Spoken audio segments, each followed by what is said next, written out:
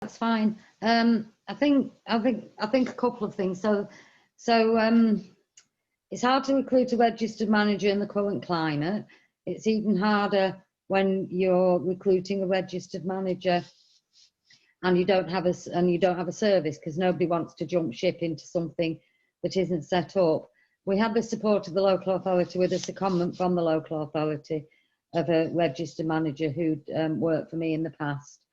As that's been coming to an end, we've advertised and not been able to recruit. We know now that we have 3 appointable candidates being interviewed next week. Just in terms of the finances, I've always dealt with the management of the adult social care budget as a director. Trying to look at how that actually looks when you're providing services is a different animal entirely. And at one point we had a financial projection that said that for every hour of care we deliver, we would lose £3. It's very difficult in the initial stages. There are lots of barriers to it. You can't have commission service from the local authority until you've been able to provide 200 hours of direct paid care or self-funded care. So that's a tricky one. I think there's been tremendous tensions around, we want to provide good terms and conditions to our staff, and we want to provide better services and wider support for the people who are going to use our services.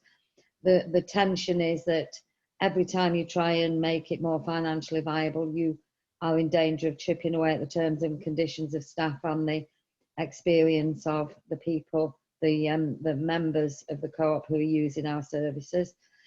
So all those things are tense. I think it's fair to say that we have established what we want to be our unique selling point, which is, as I talked about before, that we are here to help people live a better life, not just have their eligible care needs met. And we've got some great ideas about how to do that, working with the local community. That is, we've got the foundations of that, but I would say that you can't establish exactly what that looks like until you start to talk to people, because it looks different for every person who will want our support. So establishing the foundations and the principles about how you'll do that are what's been really important to us.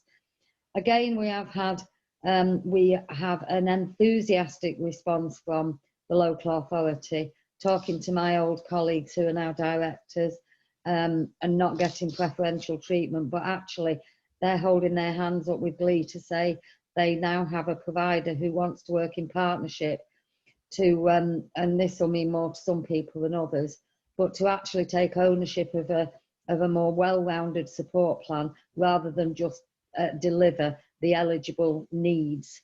And I know that won't mean a lot to everyone, but if you think about my mum died of motor neuron disease, and so I saw it from the other side when my mum was getting services, and could see a lot about where the pitfalls were in that. And I think the difficulties that we had as directors, which I think will resonate with some folk, is that the vision that you have as a director and how you translate that in terms of the culture change of your staff and the expectations of the public are something that we need to work hard on, but be tenacious at, because it's only with tenacity that we'll actually complete the journey.